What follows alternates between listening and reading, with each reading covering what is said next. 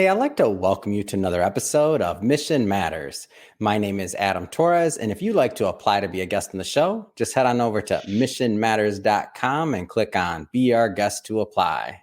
All right, so today I have Lee Murphy on the line, and he's founder and CEO of Inspera Health. Lee, welcome to the show. Thank you, Adam. Glad to be here. All right, Lee. So I'm excited to get into today's topic. So we'll really be addressing, individuals that have 5 or more chronic health conditions. And as I was prepping for this interview and doing my research, I've done hundreds of interviews in the healthcare sector in various areas, but I've never come across this topic. So I'm genuinely really interested to get into it and to bring that to the audience and to also just shed light to maybe some of the people out there that are going through some of these conditions, just to let them know, like, they're not alone. Like, there's a population of people out there just like yourself. So I'm excited to get into all of this, Lee. But before we do, we'll start this episode the way that we start them all, with our Mission Matters Minute. So, Lee, we at Mission Matters, we amplify stories for entrepreneurs, executives, and experts. That's our mission. Lee, what mission matters to you? The mission that matters to me, Adam, is aligning with my values. And so 3 of my top values are compassion, positivity, and accountability. And so I founded Inspera Health with the focus on helping people that are often really struggling, those with 5 or more simultaneous lifelong chronic conditions. Inspera Health believes in the human capacity for change. And to be able to change, you've got to be able to envision a future with improved health, and then one that allows you to a pathway to get to that different future. So over 30 years ago, I committed to spend the rest of my life continually deepening my capacity to both love and serve. And by serve, I mean making the planet a better place for my having been on it. And Inspera Health embodies this commitment. Our approach brings compassion first. We create a space where people can be seen as unique, special, and whole individuals. They're not a combination of their various conditions like they experience so often in the healthcare system. We want to know who they are. We want to know what's important to them, what we can do to fan the flames of hope for improved health and a better future. After that trust building, we use a team approach. We center on in-person interactions to help bring that envisioned improved health to reality. Our focus is life behavior changes, how somebody eats, how they sleep, how they move, how they manage their health, and how they understand their conditions. If you address those aspects and support mental health and address social needs, it's guaranteed to improve the health, if not totally transform the health. You still have your conditions. You still have to live your life within the constraints of these, but your conditions do not have you. And that's a big shift. If you move from a life that's constantly reactive and seemingly ever more restrictive to one that supports flourishing, that change is transformational. Oh, this transformational change that's possible in the quality of life. It's a big topic, and I want to go further into this. But before we do that, I'd like to maybe just take a step back. I know you said over many years ago you founded and you were on this path. Like where did all this begin? Like, where, if there was a point or it was a progression, like, how did you know that this was going to be your thing or your mission? Well, you don't start out thinking, I want to help people with 5 or more chronic conditions. I think it started out for me. I started working in a family business, and we're a boutique employee benefits consulting firm, and we started looking at data. We were in the business right when claims payment got computerized. And so we started to be able to look at data. And what we saw in the data was there's a very small percentage of the people account for a big percentage of the costs. And nobody was figuring out how to address that group. And so we probably spent 10, 15 years looking at that group, trying to figure out what to do. And where this whole business came out of was, if you break that small group into 3 components, I'll call them tragedies, which are people that have usually a single diagnosis that can be catastrophic for their life, accidents, and then people with multiple chronic conditions. The thing that makes the people with multiple chronic conditions unique is, if I look at your data today, I can tell you who's going to be in that group 5 years from now. I cannot tell you who's going to be a trauma or a tragedy. And so if I can identify this group, then the question becomes, can you build a program to help them change their lives? And so that's how we got into it. Wow, what an interesting thing that the data you can see what's going to happen 5 years in Mhm, advance for a certain percentage of the population. Like that's extremely interesting. But it also it like if you're starting any type of business, right? Like if you mhm, have a problem out there that you're looking to address, I mean, in my opinion, this is the right way to go about it. mhm, So you're going out there and addressing. You see the need, you see the population, and then you're going out to address and fix that problem and serve that need. So I mean, it just makes sense. mhm. And I guess where my mind, even when I was kind of going through everything for this interview, like where does the five come from? Like, is that a specific number based on looking at the data, or where does the five come from? So we ended up at 5 for a couple of reasons. One is that if you look at uh, large amounts of data, the Mhm. inflection point in looking at claims happens between 3 and 4. With every additional condition, the average cost goes up. That's Mhm. not a surprise. But that jump gets big between 3 and 4, and that happens Mhm. in every data set that we look at. And so if I'm looking just at claims data, I would say that the actual number is 4 on just data. Mhm. I've never had somebody come into our program that Mhm. had 4 conditions that showed Mhm. up in claims data that didn't have 2 or 3 more.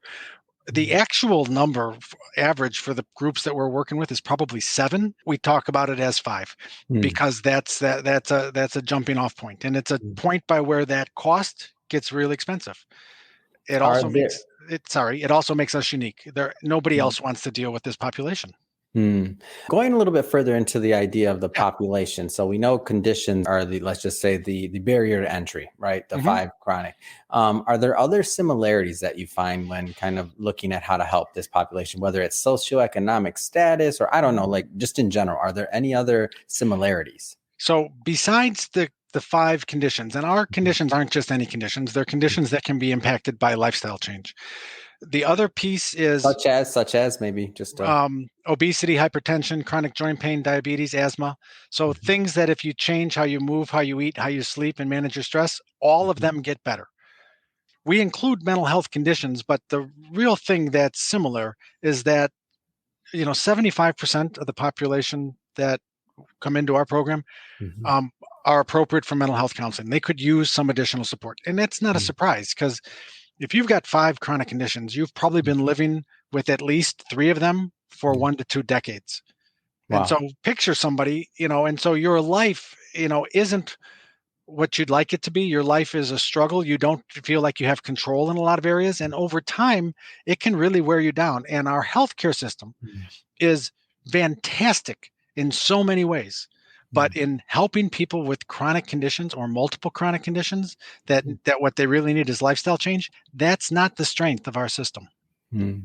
And so it's a progression, though. You said this is like Yes. decades. So when I put myself maybe in the shoes of some of these individuals, it's like, okay, something happens in there, and maybe not to put an age on it, but maybe their 20s, and then it Hmm. carries over to their 30s. There's another something that develops, and maybe into their 30s, they now one or two more develop for whatever reason. Obviously, different people, different situations. But Hmm. if you look at it, like over decades of this and this pile up, like that's gotta bog down on somebody. Like that's gotta be pretty defeating. I mean, Yes. just to wake up and just to go about your day and like your normal thing, you're like, okay, now this comes up and it's adding to these Hmm. other issues maybe that I have. It sounds to me like, I mean, it adds up. It absolutely adds up. And once you have a couple of conditions, the Mhm. chance of you getting another one is greater than the Mhm. chance of somebody getting their first one. Oh, And so so it maybe spirals as well. it's a positive feedback loop. It's very, very difficult. Yes. I get it. So now, okay, so we've Hmm. established, some of the conditions, right, as you Hmm. mentioned. So to go back to it, maybe mental. There's some mental issues there. There Hmm. could be, as you mentioned, obesity, Hmm. diabetes, like a lot of different other things, specifically for the ones that Inspira Health is working with, Hmm. among a bunch of others. You've also established that this doesn't happen overnight, like Hmm. possibly, like somebody doesn't just necessarily wake up and all of a sudden have five conditions. Like this is Hmm. a progression. So, and also now at this point, the person is possibly not feeling so well. They've been dealing with something for Hmm. decades. So now I guess taking it a step further, somebody comes maybe on the radar of Inspira Health or their employer or something else, like where does that part of their journey begin to just maybe understand that there's even some help for them and for this particular population? So the journey for the individual starts with the employer contracting with us because we really become part of their health plan. Yeah. And so where their journey to us typically begins is they'll get an invitation in the mail.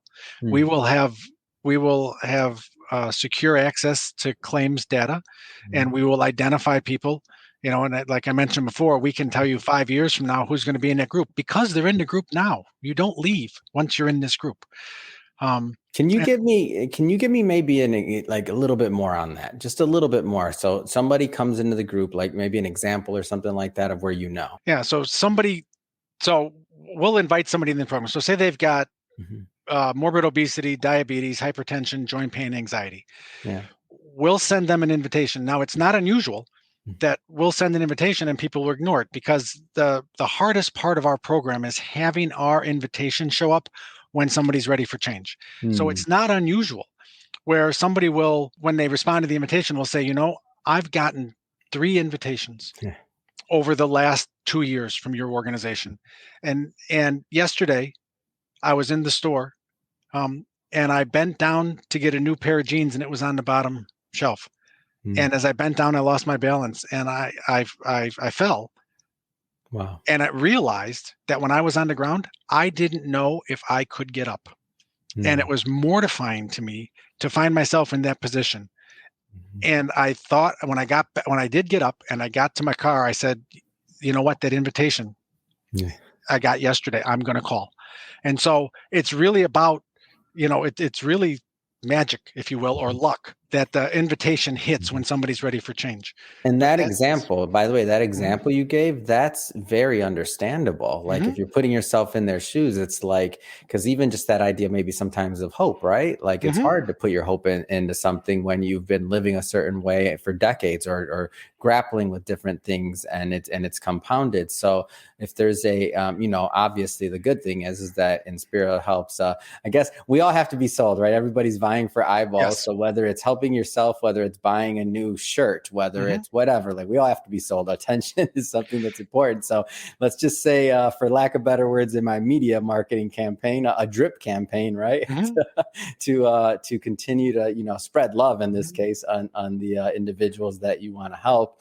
I just think it's great. And sometimes just like just a juxtaposed business in this, sometimes just like your marketing effort and you find the right client, it's kind of the same thing, obviously just another product. You're dealing with their life and something and trying to really help. You've got to get them when they're ready. So once we've got a program in place, some of the ways that it spreads is people tell each other. Yeah. And so then they'll call and say, hey, can I get in? And, you've got to qualify. But if you qualify, then yes. And if you're ready to change, then absolutely. Maybe let's pause here for a second. And I know we've talked around a little bit around Inspira Health and people know what's going on, but tell us exactly what Inspira Health does. Our program works only with this population, people with 5 or more chronic conditions. And so when you come into our program, you're going to start by taking an online intake, but then you're going to meet with a health improvement coach and you're going to meet with that person for an hour to 90 minutes. And then when you finish that, you're going to then go meet with a behavioral clinician, and that's going to be another hour intake assessment program. And what we're doing there first is we're trying to establish trust. What we're trying to figure out is, who are you? What's important to you? What's your vision for health in the future? What's worked in the past? What are the barriers?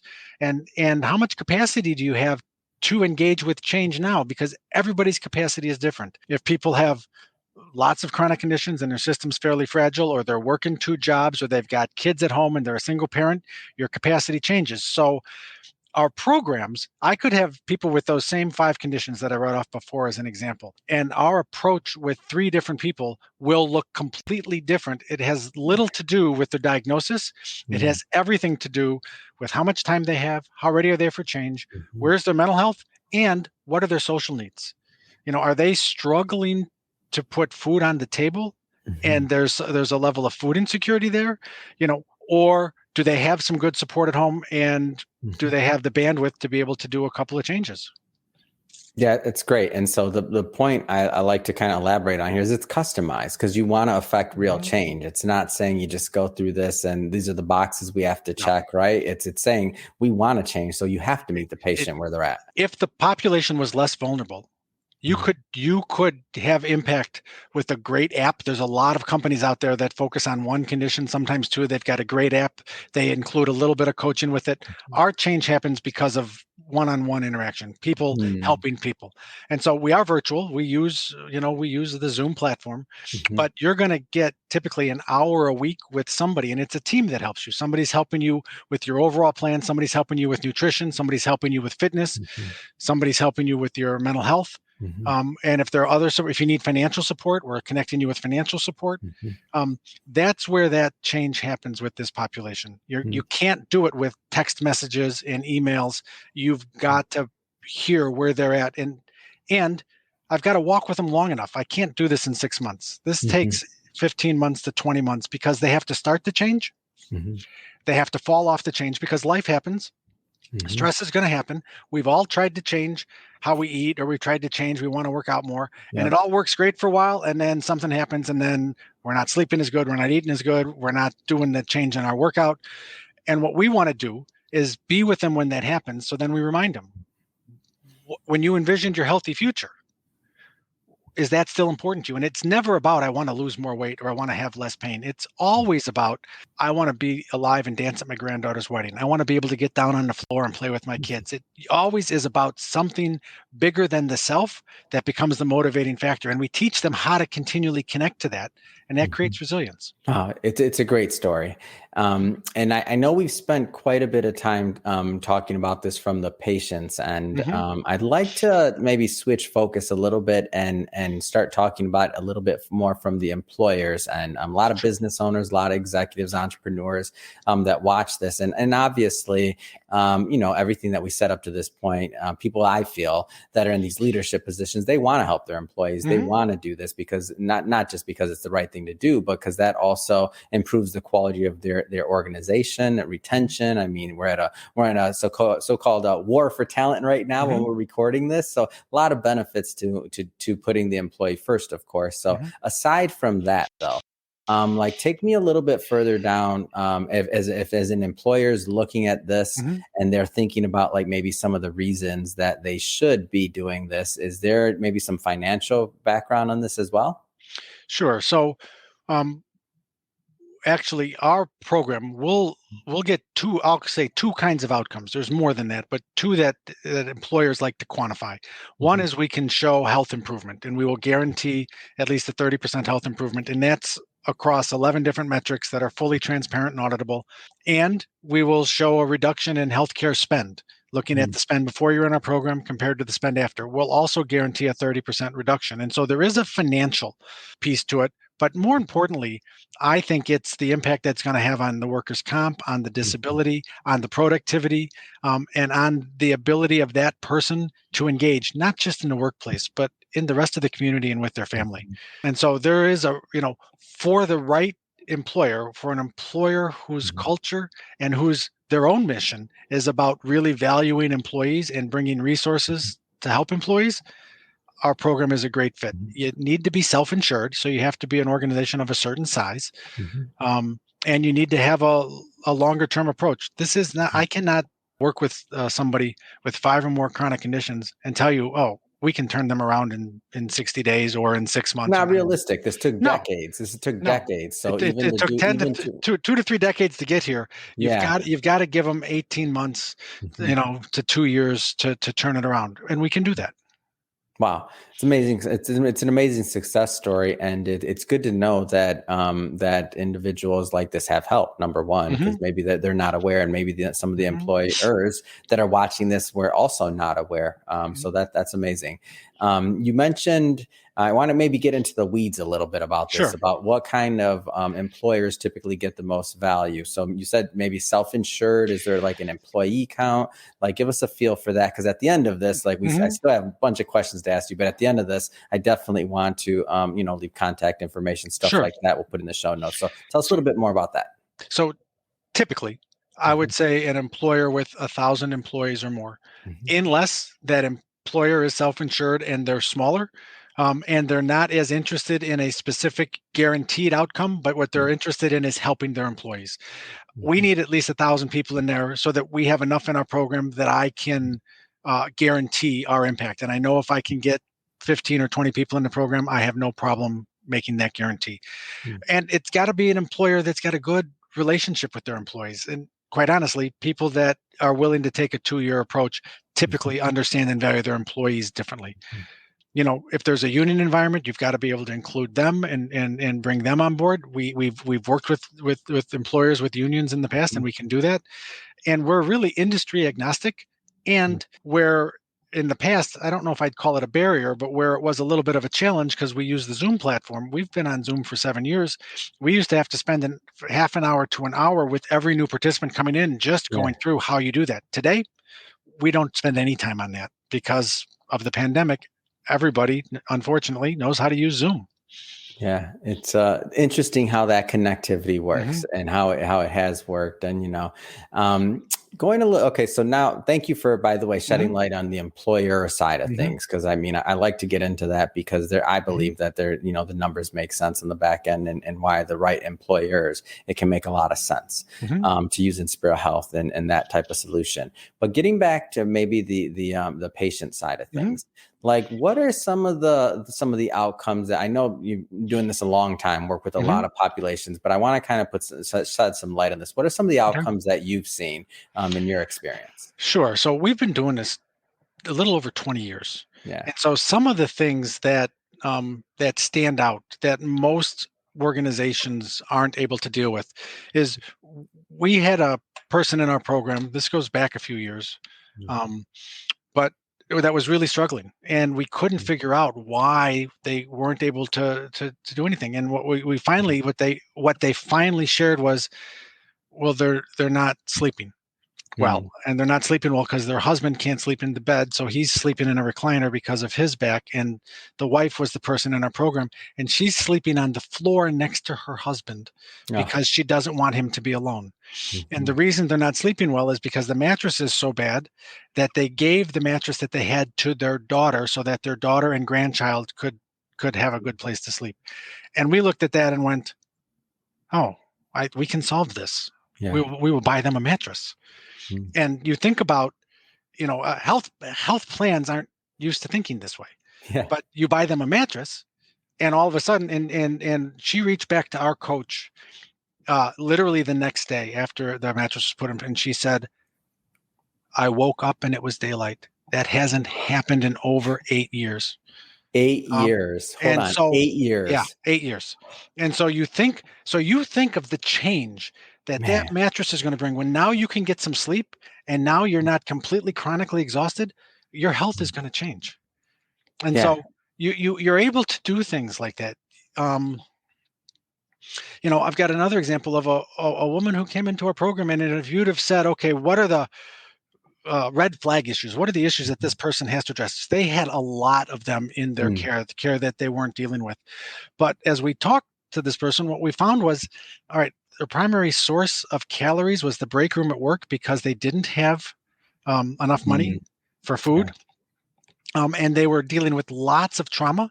And so, the typical approach would be, okay, well, let's get you to close these care gaps and we need to get you into counseling. And the person said, we don't do counseling. And I went, well, not me, my team went, okay. And so we pivoted. We changed completely. And what she said is, the most important thing for me right now is my medical debt. And it was like, Mm. okay. So we spent the first 4 months working with her with one of our resources to build a plan to handle her debt. They put that plan together, and she went, okay, you people are real.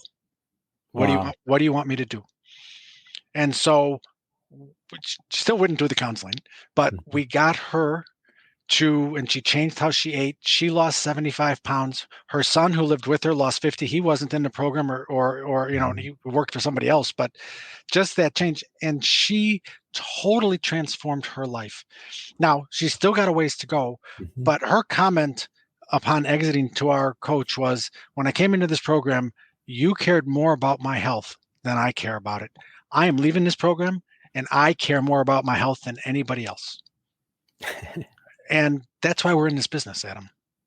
Oh my gosh, I have chills over here. Like that's when Yeah. we talk about transformation. Yeah. Like that's transformation. Like I can't even imagine like not being able to sleep really for 8 years to have Yeah. a good night's sleep. I mean, or some of the other things that you mentioned in terms Hmm. of like where you're getting your calories, other things like this. And Hmm. then I guess this also is a testament to what you mentioned earlier about really meeting the individual where Hmm. they're at, meeting the employee where they're at, and not, enforcing this regimen. And Hmm. so by building that trust, Hmm. it leads to that change. Like it seems like that's the pattern.